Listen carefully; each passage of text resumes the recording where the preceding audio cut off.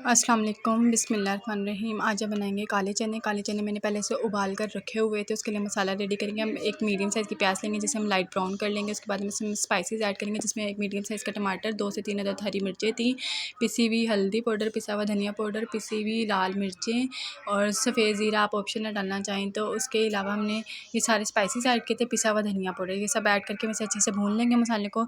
और ये हमारे चने थे जो मैंने उबाल के रखे थे। देखिए कितने अच्छे से चने उबले हुए थे कि बिल्कुल सही उसका ना वो था, नरम से चने थे, सख्त नहीं थे थोड़े से भी। इस तरह जब हमारा मसाला भुन जाएगा तो हम इसमें चने ऐड कर देंगे। चने ऐड करने के बाद हम इसमें थोड़ा सा पानी ऐड करके इसे थोड़ी देर पकने के लिए रख देंगे, और ताकि जो हमारा मसाला है वो अच्छे से चनों में थोड़ा सा ना रच सा जाए।